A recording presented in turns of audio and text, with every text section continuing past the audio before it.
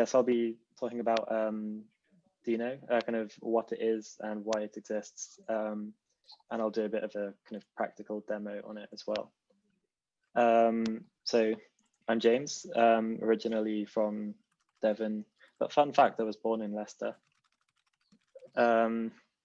Graduated earlier this year from computer science at Cov Uni, and co-founded the Cov Uni Hackathon Society, and was the lead organizer of CovHack. Now I'm a side trade, application engineering in Birmingham. And we're currently hiring, so hit me up if you're looking for a job or whatever.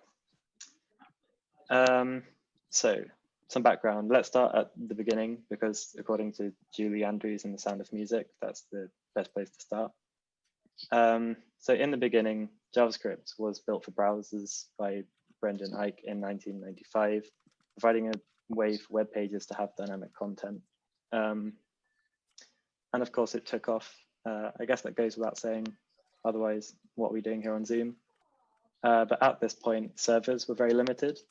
So if we fast forward 15 years, now it's 2009, and Ryan Dahl noticed that existing servers had problems. For example, the most popular server of the time, Apache HTTP server, had problems with concurrency. Code was mostly sequential, and I/O blocked the entire execution context. Meaning to give the illusion of concurrency, you ended up with what Dahl refers to as leaky abstractions, and locking problems and memory problems and stuff. So Dahl wanted to fix these problems with a new environment with completely asynchronous I/O. So for example, a database request would just run a callback when complete, allowing the rest of your code to continue. JavaScript was chosen as the language because this was already event-driven. For example, a user might click a button in a web page and JavaScript runs some code. That's a form of I/O. Another excellent reason was that there were a load of web page developers that were very familiar with JavaScript. So this would make backend development accessible to them. And so Node.js is created and of course becomes extremely popular, and had a massive impact on how we develop for the web. So it's popular and opens up a whole load of opportunities, but does have problems. So Ryan had a great talk 2 years ago, titled 10 Things I Regret About Node, in which he lists 7 things he regrets about Node. So I'll quickly run through these. There's not sticking with promises, security, the build system or JIP, package.json, Node modules, requiring without the extension, and index.js. So a bit more on these. Promises were actually introduced in early in Node's development in 2009, but in Ryan's own words, foolishly removed in early 2010. Reason being, Node was intended to be very minimal, and the introduction of promises added an object to every callback. But they're kind of a nice abstraction over callbacks, making possible the async await kind of syntax. Of course, this point doesn't really fit in with the theme of problems with Node, since promises were introduced to JavaScript later, and now we have them in Node. But nonetheless, something we could have had a lot sooner. There's also security. So Node was built on Google's V8 engine, which provides a complete sandbox environment for JavaScript. However, Node was binding straight to I/O, which pretty much allows complete access to stuff like file system and network. But for example, there's no reason to be giving a linter full access to network. There have been a few cases of malicious modules on NPM. For example, at some point, someone gave over a package to a different maintainer who then added a dependency to steal people's cryptocurrency. So Node would have been better off having some sort of security to prevent this kind of thing. Then there's the build system, which is JIP. I think this was used initially because it was the same one that Chrome used, but then Chrome dropped JIP in favor of GN. leaving Node.js, I think, the sole user. And basically, it has a horrible interface. Package.json. NPM was initially built separately to Node, but then later bundled into Node installs. And regrettably, there's a centralized, privately controlled registry. And nowadays, package.json is bloated. For example, the mandatory license field shouldn't really be necessary. Then there's node modules. This complicates the module resolution algorithm and completely deviates from browser semantics and pollutes working directories. There's not really any reason to need a heavy node modules directory in every project you're working on. 6 is the ability to require without a file extension. Ryan describes this as needlessly less explicit and means the module loader has to query multiple locations to guess what was intended. 7th is index.js. This was initially done to imitate index.html in web as kind of as an entry point, but just ended up being another thing that complicated the module loading system. So Ryan Dahl basically took all the lessons learned in the past 10 years of Node and started working on Deno. It was initially released in May 2018 and 2 years later, so earlier this year in May, V1 was released. So what is it? The website describes it as a simple, modern, and secure runtime for JavaScript and TypeScript. It's built in Rust. The proof of concept was initially written in Go, but this was rewritten a few months into development in Rust. This is because Go has quite a complex runtime, including a garbage collector. So I think they were worried the garbage collector would delete everyone's code. I don't know. Rust basically allows more control while being nicer to manage than C++, which was used for Node. Also uses the V8 engine used by Node and Chrome and stuff to provide the secure sandbox for JS. I feel like at this point, V8 is kind of the JavaScript engine. All the other ones have sort of died. So that's what it is, but what about why Deno? So it's secure by default. So as mentioned, JavaScript via V8 is a secure sandbox. So unlike Node, by default, scripts in Deno should run without any IO access. But these can be enabled with flags on the Deno CLI. Deno doesn't allow binding native functions into V8. So all of this basically means you can run untrusted code. There's the simplified module system. I think first off, it's important to say that there's no attempt at compatibility with Node. This is sort of one of the first questions I had about Deno, but I'll get back to this one a bit later. So the imports are now either absolute or relative only. There's no kind of extra cases like leaving off the file extension. Again, that kind of aligns better within the browser because you couldn't do that in a script tag. Basically, imports are explicit. There's built-in TypeScript support. So Deno uses the TypeScript compiler for resolving modules and incrementally caching build artifacts. So unchanged TypeScript shouldn't recompile. This saves the whole build step that's required in Node. It ships as a single executable. So whereas Node installs have a massive bunch of files, can be a bit messy with stuff depending on each other and NPM being separate, but Deno makes it much more convenient. I can imagine especially so if you're trying to use different versions of Deno, you can just swap which binary you're calling. Then there's decentralized packages. So I think NPM is great, don't get me wrong, but it's been through its fair share of problems. For example, there was the whole left pad drama where someone just took down all of their very widely used packages and almost managed to break the internet. Whereas for remote dependencies, Deno works by just importing from URLs. So Deno itself does have a registry, but for example, there's already a blockchain-based Deno registry, which makes published packages immutable per version. That means no single entity can go and edit or delete a version of a package. like npm could, and I think have in the past. There's also top level await. In Node, you can't use await at the top level. You need to define an async function and then call it, or write a self-executing function or whatever. Deno solves this and can make the code look much neater. There's also browser APIs. Deno tries to avoid deviating too much from browser standard APIs. Of course, a lot of APIs in the browser aren't relative to server-side, but things like the fetch API are built straight into Deno, which Node doesn't have without a third-party library like node-fetch.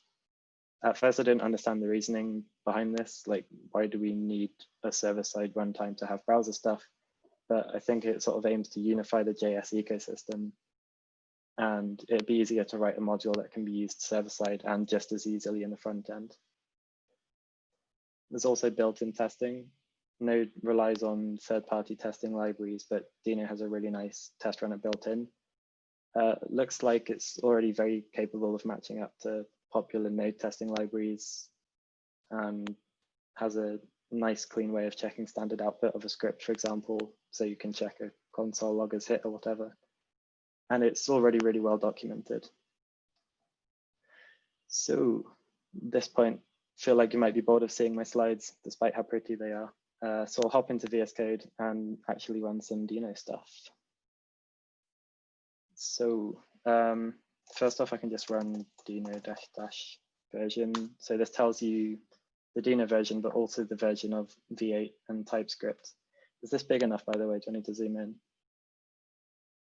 All good? Yeah, it's all good for me. Cool. Also, if you just run Deno, you get the REPL. So basically like with Node, so you can do kind of JavaScript-y stuff to try bits of Deno out there. If you run Deno -- help, you get a big list of the available commands and stuff. So for example, there's cache, which is a bit like an install. When you do a run, it'll go through and cache your dependencies anyway, but you can kind of pre-cache them if for some reason you want to do that. There's also FMT, which is kind of a built-in formatter. Install, this is for installing CLI tools. I'll get into that a bit more after. And there's run, which is for running files. You can run local files, but also just pull in a URL. That's cool. And test for the test runner. Oh yeah, I was also going to mention there's this Deno VS Code extension that you can enable in settings. So this kind of enables IntelliSense and means you don't get red squiggly lines on imports when you're importing from a URL. So first, I'll just go to the Deno standard library website, and there's a directory called examples. So you can get this one called welcome. And if you just copy the URL straight from the browser bar, you can go Deno run that. So the Deno website actually knows whether you're downloading this with curl or running it from Deno, or whether you're in a browser. So it'll either show you the web page or just get the file contents, which I think is really cool. Can also just run curl against that so you can see the contents. Ooh, that's curl run. That's not a thing. Cool. There's also kind of stuff you can import from the standard library. For example, this UUID package. So I've already put it in this file. So yeah, you kind of put that import there, and then you can do ID equals v4.generate, and then log that out. That should work.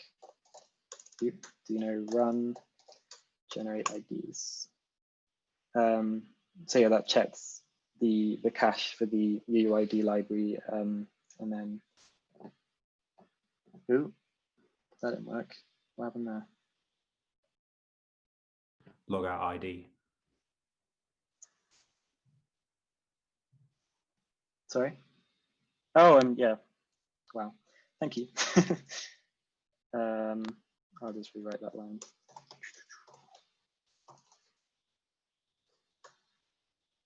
Fabulous. So yeah, that kind of thing. I was also kind of looking into server kind of middleware frameworks. So with Node, you have, for example, Express and Koa, where Koa was made by the initial creators of Express, but it's kind of more modernized, kind of based on promises and async await and stuff. So there's a kind of Deno version of Koa called Oak. I've only just realized that Oak is an anagram of Koa and Deno is an anagram of Node. Amazing. So I'll just open up the file I had earlier. Here's one I made earlier. So you can import application from Oak and then set up your application. I've added an error listener thing, and then just an endpoint to respond with hello world. So if I run Deno run server, yeah, so this is what I was talking about earlier with the security. So to allow Deno to bind to network, you need to add --allow-net. So that should work. And if we open a different terminal, should be able to curl it. Yep. So we get hello world back. I'll also quickly mention, if you've used Node, there's a tool called NodeMon, which kind of watches your files and then restarts the server whenever a file changes. So you can install it by using the Deno install command and then the URL. I've already got this installed, so if I go and change this to Denon, then I think if I hit save, it should reload, and then hello world 2. So as part of the kind of Deno core, you can do stuff like read files. So I'll just exit that for a sec.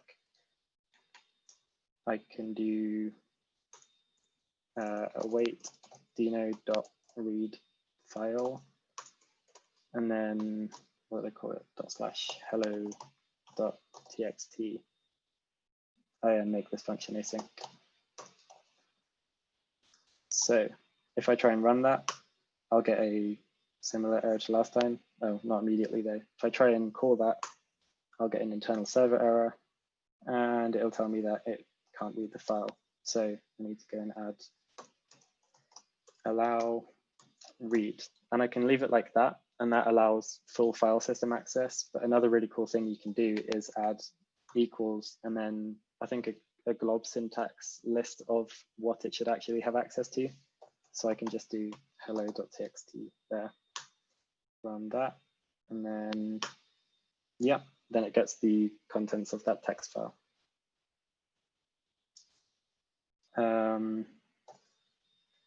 Another thing you can do if you don't want to have to list all the security things and you want it to be like Node where it can just do anything, is add the $A flag, which, yeah, just allows everything, so that should work.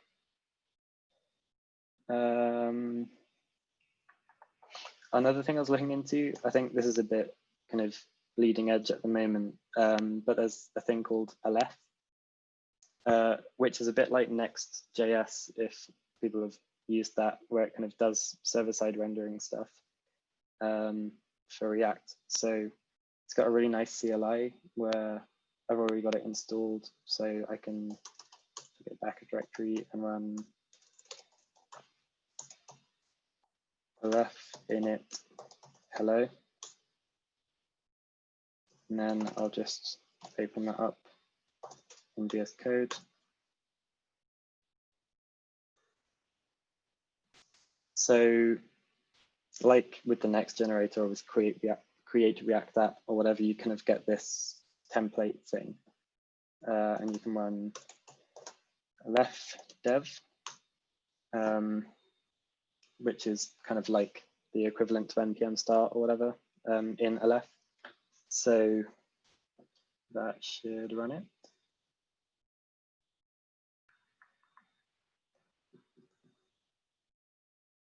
It's not instant, but it's a lot faster than create React app.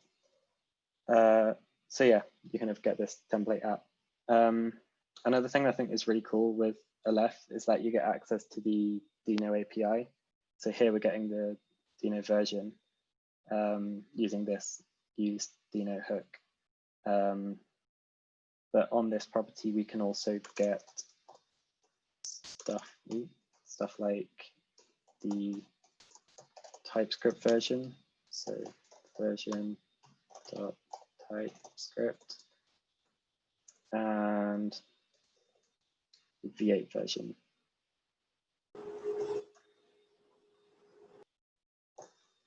So kind of same info you get on the CLI when you run Deno -- version, like so. Cool. Back to slides. So potential problems. Not everyone seems to love the idea of Deno. For example, there's an article I found titled "Why I Believe Deno is a Step in the Wrong Direction for JavaScript Runtime Environments." And it lists some kind of potential negatives. For example, secure by default. Some people think there's not really any security risk with Node since you should only be running code you trust. But in reality, we go and find a package that does what we need, and we're not going to go and read the Webpack bundle output. So instead, you kind of add these flags to Deno, and people complain a bit that it looks a bit verbose. Next one, some people complain about is TypeScript baked in. The article I was reading actually claimed that you can't use JavaScript in Deno, which is false. You can actually have a .js file and run that. Yeah, next one, promises all the way down. So what I've seen written on this one is basically, if it ain't broke, don't fix it. Like, what's wrong with callbacks? But I think it makes the syntax a lot nicer, especially with async await. Then there's the fact that there's no NPM. So NPM is what I think really brings value to Node. There's no point reinventing the wheel, and there's a massive wealth of libraries, which is a massive part, I think, of what makes JavaScript amazing. So as I mentioned briefly earlier, Deno makes no effort to be compatible with these NPM modules. But I do think overall this is a good thing. Modules in Node were sort of messy, and I think this is a good excuse to get away from the centralized registry model. So I disagree with these for kind of reasons I mentioned. Apart from the lack of NPM support, while I think it's a good thing, it means Deno has a lot of catching up to do in terms of kind of the wealth of the third-party support. And on the subject of competition, I've seen quite a few kind of clickbait articles where people are like, Node is dead, but this is absolutely not the case. Node is and will continue to be extremely popular. That isn't going to change anytime soon. So in conclusion, I think Deno is awesome. I think the pros outweigh the cons, or con, in my opinion. Definitely worth trying. It's a really nice experience getting started with it. And yeah, so go and install and have a play with it. It's not worth immediately switching from Node. Like, don't go away and rewrite your Node services in Deno. Wouldn't be worth the rewrite. But keep an eye on it. So like I mentioned, V1 was only released May this year. So the Deno ecosystem isn't really mature yet. But it's getting better extremely rapidly. So I'd say it's definitely worth keeping an eye on. Maybe by January, recruiters will be asking for Deno developers with minimum 5 years experience. Who knows? So that's about it. Any questions? Something I would say though is go easy on me, because I don't actually use Deno in practice yet. I've just been kind of researching it. Is there any sort of news about it being added as a kind of like Lambda runtime or something, to like Google's equivalent? That's a good question. Not that I've seen. Although I don't think it would be too difficult to kind of hack it together. Like I mentioned, Deno is just a single binary. So you could just pull the binary and kind of run it. But as far as dedicated services go, I haven't checked. So maybe worth Google or something. Cool. I've got a question, James. Hi. Yep. It's interesting. I think the permissions part of Deno is easily the most divisive part of it. It's easily the thing that splits people straight down the middle. It's new. Yeah. It's like, why do I have to grant this, etc. I'm interested to hear your thoughts on where you see, if we take Deno as just any runtime, if it had been the Golang runtime or JavaScript runtime, where you see the permissions problem, because we don't hold, let's say, C to the same standard. We don't say, oh, the C runtime should be granting permissions. We just say, if you run that program and it messes your shit up, that's your problem. And we rely on things like the file system to enhance permissions, or SE Linux or whatever. I'm just curious to hear your thoughts on that. Like, why is Deno better? Because it can do that.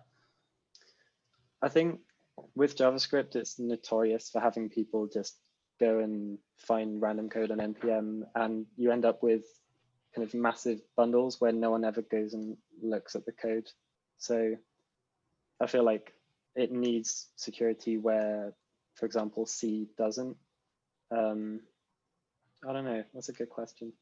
So like, Deno can't, on some level, Deno cannot protect you from yourself. Like, there's always going to be a case where if I allow net, for example, and I don't check every host name it's going to connect to, I might just miss one, and it might just connect to insert malicious site here. So I think it's interesting. It's a bit like the paradigm of like mobile phone apps, which now ask you, oh, can I use your camera? And it's the same in a lot of desktop experiences too. But it's that kind of gatekeeping. Normally, when we think of apps, we think of like code executing that the user's okay with. So I think it's an interesting shift. It's actually not the same thing as like file permissions. Yeah, I think kind of while it's, I guess, divisive for Deno, there's nothing stopping people that are against all this security stuff just running -A. I think it's just better to have the option than not. Yeah, I mean, what's the alternative? Containerization with permissions. Yeah, I mean, I think it's kind of like iOS and Android, where they sort of lock down permissions in that sense. They don't lock down net, but like, at least on the Apple side, presumably Apple's doing some element of Wiresharking on apps that get put through their processes. Right. I think it's sort of more in that sphere of things. The other question I want to ask is what do I say to my hardline JavaScript friends to, they're like, Deno, what the fuck is wrong with you? And I say, what do I say, James? Give me the ammunition, quick. What do they have something against Deno, or do they have something against TypeScript? I don't know. I think you hit the nail on the head. Is that critical mass wise, Node.js is colossal compared to Deno. And that's probably not going to change very quickly if it does change. So like, there must be a reason. Me and you are working on a Greenfields project tomorrow. Why are we going to pick Deno? Well, I don't think we would. I don't think it's I think it's a good idea to jump in to start using Deno now. Again, like the third-party support isn't really there yet. But I guess if you're trying to sell it to like JS purists, I think with Deno trying to kind of unify the JS ecosystem a bit, that's definitely a pro. Like having similar APIs to the browser and imports being more similar to script tags. I think that's a selling point. Yeah, fair enough. I'll try that one out. I'll try it, Josh. That's me. Any other questions? I've got one that kind of I'll go on. Oh, no, you go. It sort of jumps off the back of Jerome's question. It's do you actually see Deno ever getting any sort of real market presence long term? Because I feel like he makes a good point that Node is, that Node is, it's pretty much everywhere to some extent. And, and I don't see developers retooling their platform, to move to it. I see moving to Rust being a more likely decision for a company to make than moving away from Node to Deno.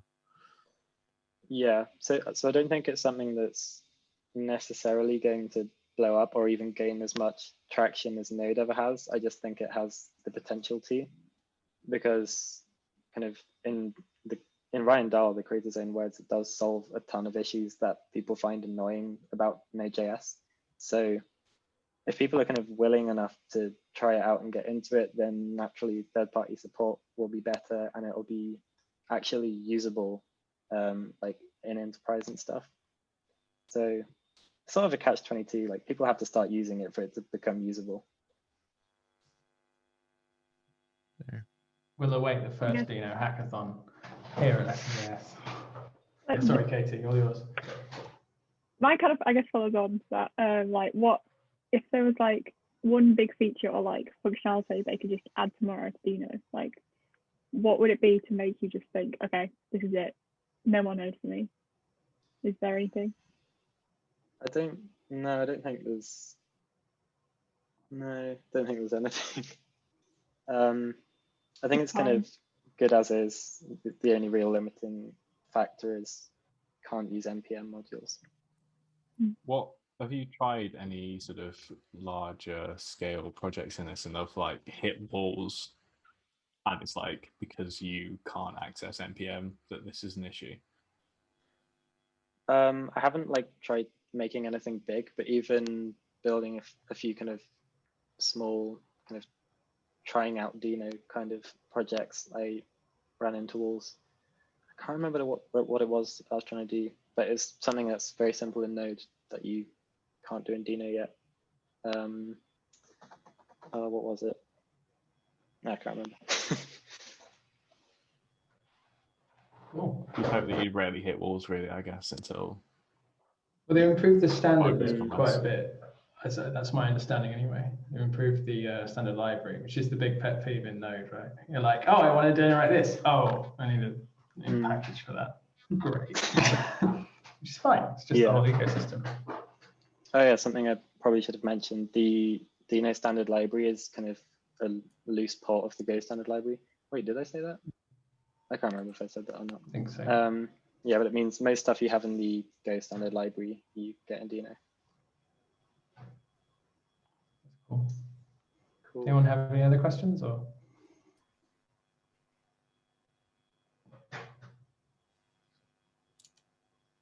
Looks like we're good. Okay. Oh, thanks for speaking, James. That was really, really insightful. I always like, virtual applause. Wait, there are reactions. There we go. Hey, thank you for having me. Yeah, it's really interesting to hear about new technology, no matter kind of what level it's at. I think, I mean, who among us has met people in their field who are like, I work on JavaScript, all I work on, so hear about Deno, and then it's a whole new world. It's really interesting to hear about someone, especially someone who's kind of, into it, hopefully an evangelist. So yeah.